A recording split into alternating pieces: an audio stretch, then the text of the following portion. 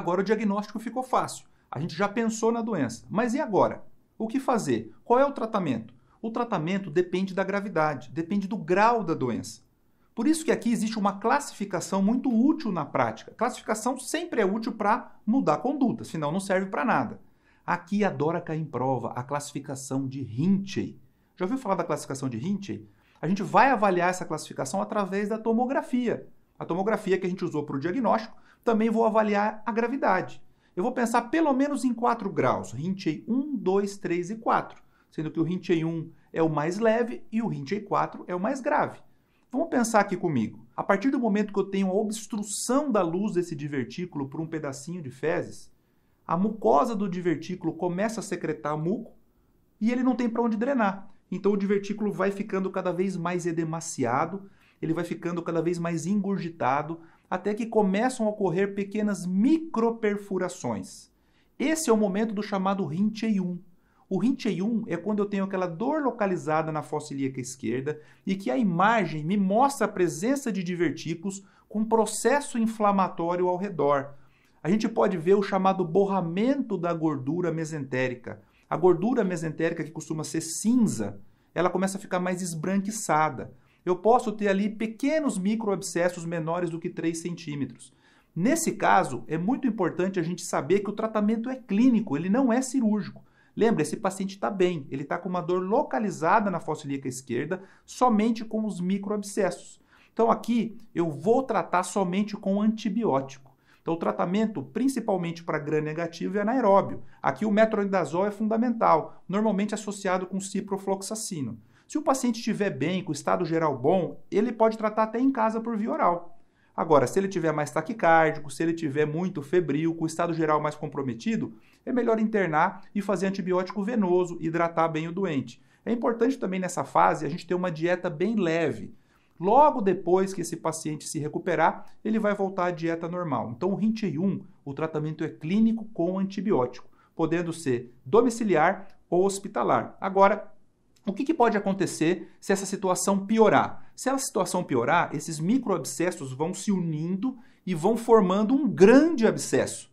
Agora eu tenho uma bola de pus, que pode ter até uma coleção líquida com gás. Esse é o Hinchey 2, quando eu tenho um abscesso bem formado, que pode ser localizado ou à distância. Então, se eu tenho um abscesso, é um dos princípios da medicina. Abscesso tem que ser drenado. Então, além do antibiótico, e agora tem que ser internado e venoso, porque a situação é mais grave, além do antibiótico, eu preciso realizar uma drenagem do abscesso. Só que esse paciente ainda não precisa ser operado. Eu posso realizar uma drenagem percutânea, guiado por ultrassom ou guiado por tomografia. Então, no Hinchey 2, quando eu tenho um abscesso bem formado, geralmente acima de 3 centímetros, o tratamento vai ser antibiótico mais drenagem percutânea. Agora, a situação pode piorar. A situação pode sair de controle e ter uma perfuração em peritônio livre. Imagina que esse pus se espalha por todo o abdômen. Agora eu vou ter uma situação mais grave de peritonite difusa purulenta. A peritonite difusa purulenta é o Hinchey 3. E o Hinchey 3 eu vou ter que operar, eu vou ter que abrir essa cavidade, lavar toda a cavidade, então o tratamento vai ser laparotomia exploradora. Mas pior ainda é se espalhar não só pus, mas se a gente tiver uma contaminação total da cavidade por fezes. É o Hinchey 4, que é a peritonite difusa fecal. Essa é muito mais grave, com mais mortalidade. Também vai precisar de laparotomia exploradora. Então, tanto no Hinchey 3 como no Hinchey 4, nos dois eu tenho peritonite difusa, o tratamento vai ser laparotomia. A gente vai abrir a cavidade, lavar essa cavidade e ressecar essa porção do intestino que foi perfurada, que causou o problema. Normalmente no cólon esquerdo. Então, a gente vai retirar essa porção do lado esquerdo do intestino e aí vem a pergunta, o que fazer? Eu posso emendar as duas partes e realizar uma anastomose primária ou é melhor a gente não fazer nenhuma anastomose e realizar uma colostomia? E aí, cuidado, porque depende muito da conduta de cada serviço. Tá? Quando a gente fala em Hinchey 4, que é a peritonite fecal difusa, não tem muita dúvida não, é a chamada cirurgia de Hartmann. Já ouviu falar da cirurgia de Hartmann? Você vai ressecar essa parte do lado esquerdo do intestino, essa parte contendo o cólon sigmoide.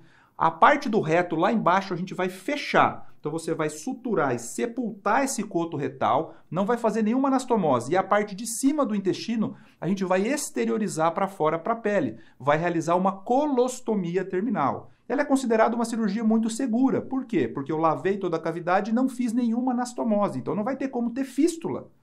Então a complicação do pós-operatório, teoricamente, é menor. Ela vai estar reservada sempre para pacientes graves, pacientes em choque séptico, em mau estado geral e sempre no Rinchey 4, na peritonite fecal. Quando a gente fala de Rinchey 3, alguns serviços também recomendam Hartmann, aí a gente tem que conhecer o serviço que a gente está entrando. Mas existem serviços que podem orientar a realização da anastomose primária. O que é anastomose primária? Eu tirei aquela parte do intestino e vou emendar as duas pontas. Isso pode ser feito? Pode, desde que o paciente esteja em bom estado geral. Então ele pode estar bem, ele pode não estar tão grave em choque séptico, com droga vasoativa. Se não for uma peritonite fecal, alguns serviços recomendam sim a anastomose primária.